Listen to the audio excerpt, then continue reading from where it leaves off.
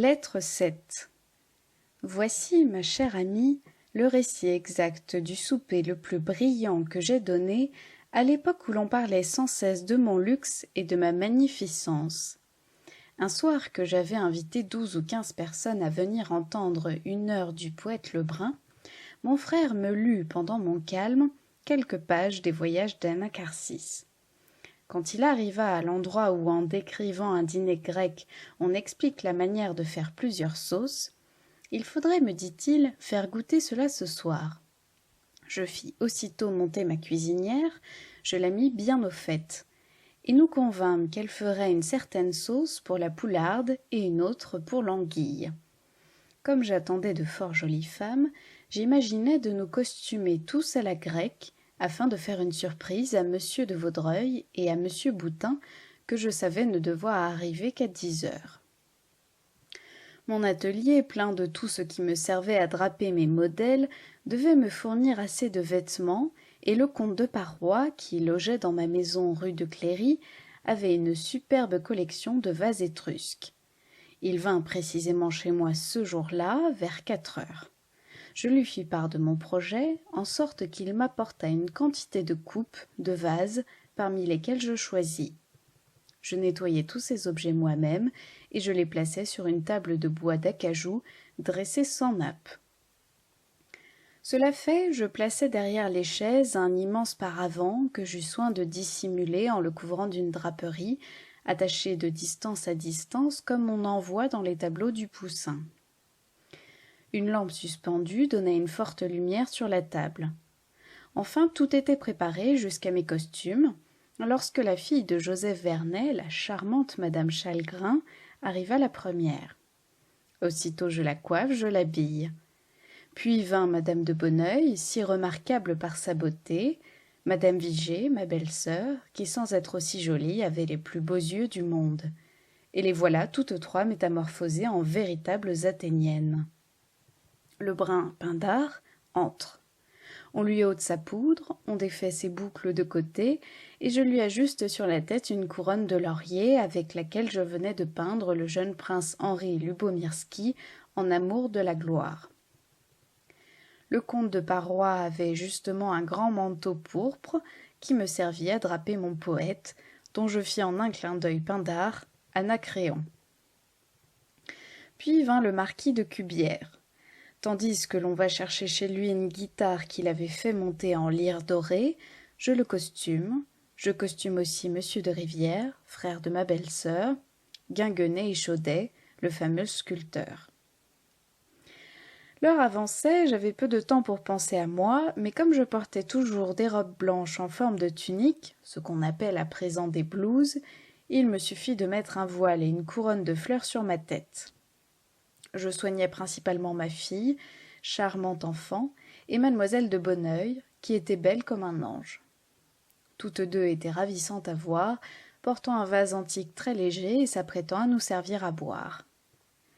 À 9h30, les préparatifs étaient terminés, et dès que nous fûmes tous placés, l'effet de cette table était si neuf, si pittoresque, que nous nous levions chacun à notre tour pour aller regarder ceux qui restaient assis.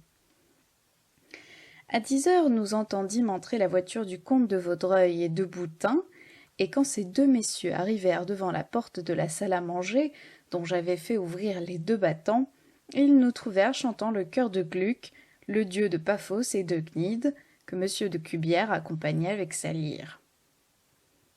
De mes jours, je n'ai vu 2 figures aussi étonnées, aussi stupéfaites que celle de monsieur de Vaudreuil et de son compagnon. Ils étaient surpris et charmés au point qu'ils restèrent un temps infini debout avant de se décider à prendre les places que nous avions gardées pour eux.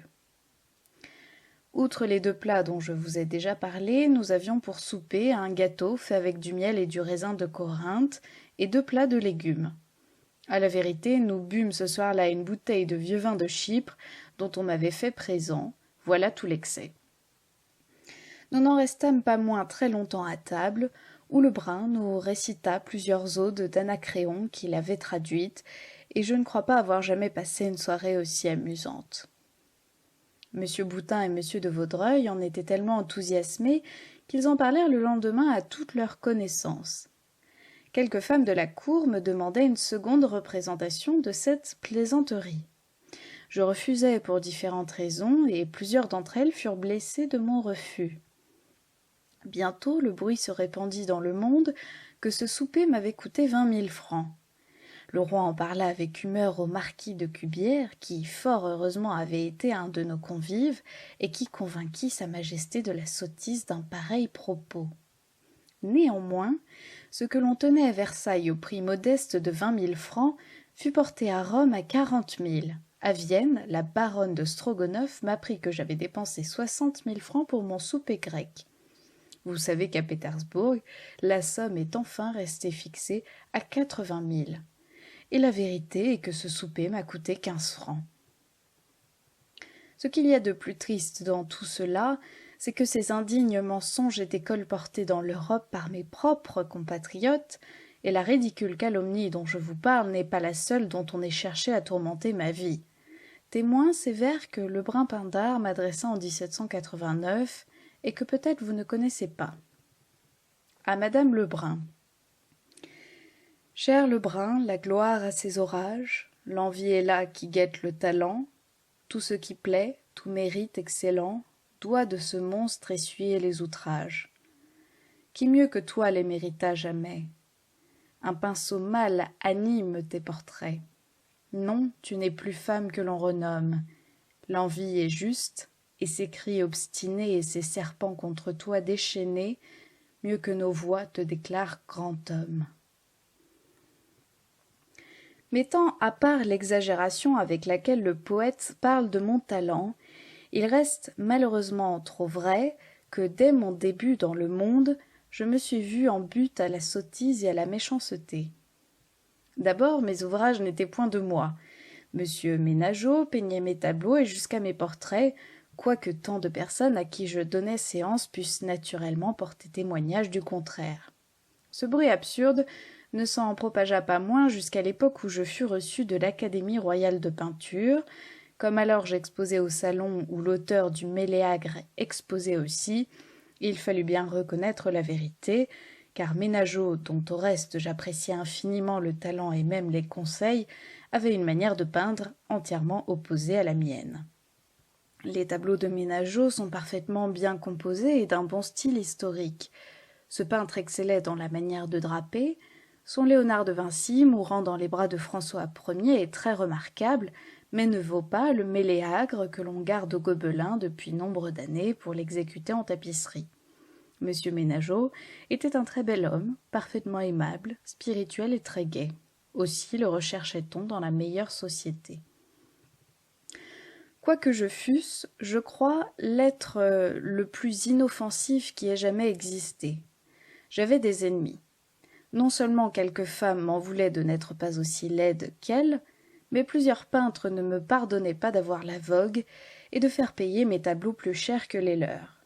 Il en résultait contre moi 1000 propos de toute nature, dont un surtout m'affligea profondément.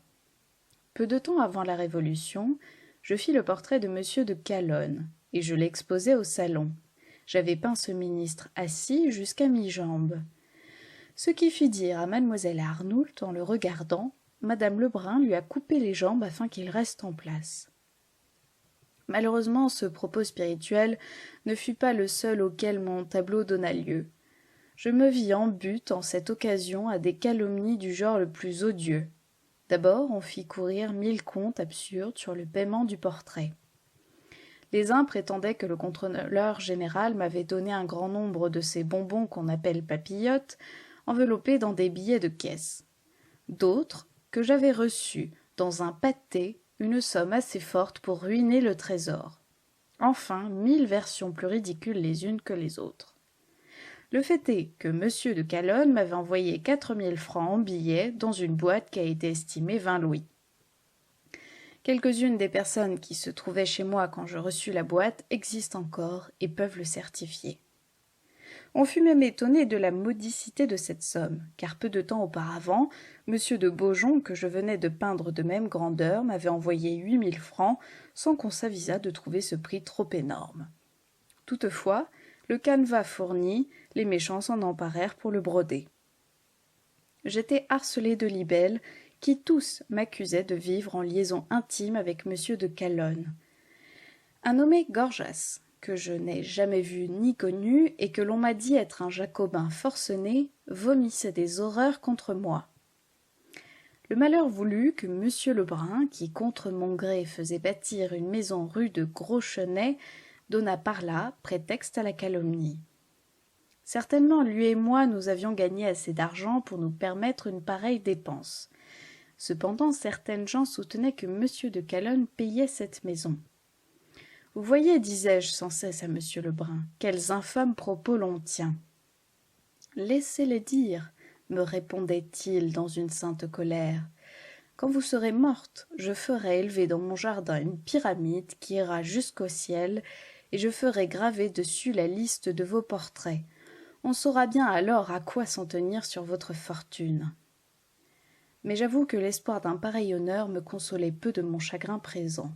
Ce chagrin était d'autant plus vif que personne, moins que moi, n'avait craint de pouvoir devenir l'objet d'une pensée avilissante. J'avais sur l'argent une telle insouciance que je n'en connaissais presque pas la valeur.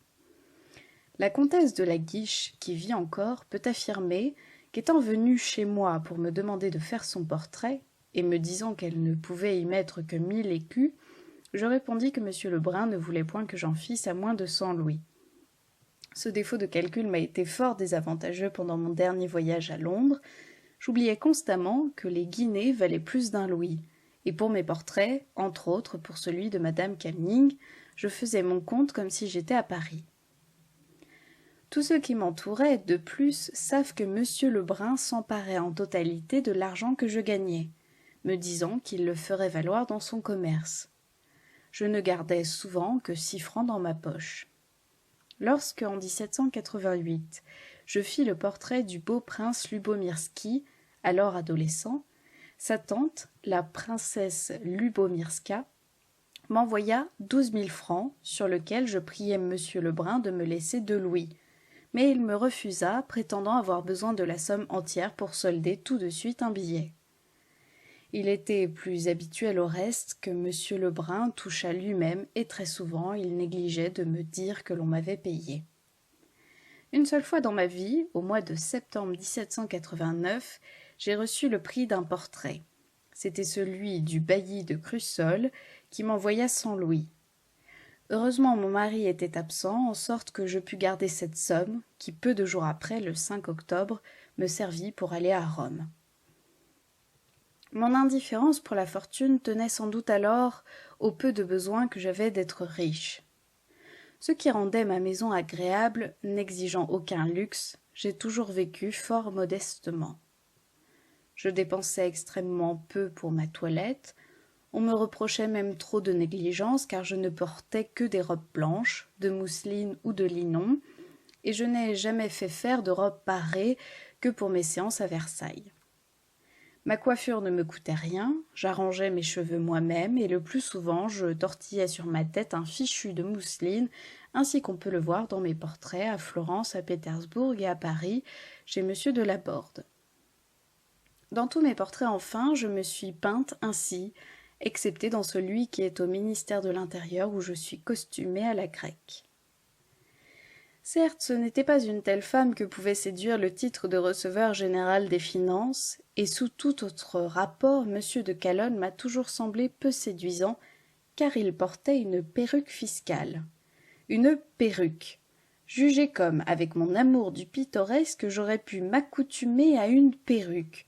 Je les ai toujours eues en horreur, au point de refuser un riche mariage, parce que le prétendant portait perruque, et je ne peignais qu'à regret les hommes coiffés ainsi. Ce qu'il y a d'ailleurs de surprenant dans cette affaire, c'est que rien n'avait pu prêter une ombre de vraisemblance à la calomnie. Je connaissais à peine M. de Calonne. Une seule fois dans ma vie, j'avais été chez lui au ministère des Finances. Il donnait une grande soirée au prince Henri de Prusse, et ce prince venant habituellement chez moi, il avait jugé convenable de m'inviter. Enfin, je me souviens d'avoir hâté son portrait au point de ne pas faire les mains d'après lui, quoique j'eusse l'habitude de les faire toujours d'après mes modèles. Je n'aurais donc jamais imaginé de quelle source pouvaient naître ces propos désolants, sans la découverte que je fis plus tard d'une perfidie digne de l'enfer. Monsieur de Calonne allait très souvent rue du Gros-Chenet, où je ne logeais pas encore à cette époque, chez madame de S, femme de D, surnommée le Roué. Madame de S avait un charmant et doux visage, quoiqu'on pût remarquer quelque chose de faux dans son regard, et monsieur de Calonne en était très amoureux. Dans le temps dont je vous parle, elle m'avait prié de faire son portrait, et comme un jour elle prenait séance, elle me demanda avec son air de douceur habituel si je voulais lui prêter ma voiture le soir pour aller au spectacle. J'y consentis, et mon cocher alla la prendre chez elle. Le lendemain matin, je demandai mes chevaux pour 11 heures, mais à 11 heures, cocher, voiture, rien n'était rentré. Je dépêche aussitôt quelqu'un chez madame de S. Madame de S n'était point de retour, elle avait passé la nuit à l'hôtel des Finances. Jugez de ma colère quand je l'appris quelques jours après par mon cocher, auquel un bon pourboire ne ferma pas la bouche et qui conta le fait à plusieurs personnes de la maison. En pensant que si les gens de l'hôtel des Finances ou d'autres avaient demandé à cet homme le nom de ses maîtres, cet homme avait dû répondre naturellement qu'il appartenait à madame Lebrun. J'étais tout à fait hors de moi. Il est inutile d'ajouter que je n'ai jamais revu madame de S, qui, m'a-t-on dit, vit à Toulouse et s'est jetée dans la plus austère dévotion. Que Dieu lui pardonne. A-t-elle voulu sauver sa réputation aux dépens de la mienne? Me haïssait-elle? Je ne sais. Mais elle m'a fait bien du mal, car les longs détails dans lesquels je viens d'entrer, cher ami, vous prouvent assez combien j'ai souffert d'une calomnie qui s'appliquait si mal et à mon caractère et à la conduite de toute une vie que j'ose dire avoir été honorable. Voilà vraiment une triste lettre, faite pour dégoûter de la célébrité, surtout lorsqu'on a le malheur d'être femme. Quelqu'un me disait un jour « Quand je vous regarde et que je songe à votre renommée, il me semble voir des rayons autour de votre tête. » Ah, répondis-je en soupirant, il y a bien quelques serpents dans ces rayons-là. En effet, a-t-on jamais vu une grande réputation, dans quelque genre que ce soit, ne pas attirer l'envie? Il est vrai qu'elle attire aussi près de vous vos contemporains les plus distingués, et cet entourage console de beaucoup de choses. Quand je songe à tant de gens aimables et bons, dont j'ai dû l'amitié à mon talent, je me félicite d'avoir fait connaître mon nom. Et pour tout dire en un mot, cher ami, quand je pense à vous, j'oublie les méchants. Adieu.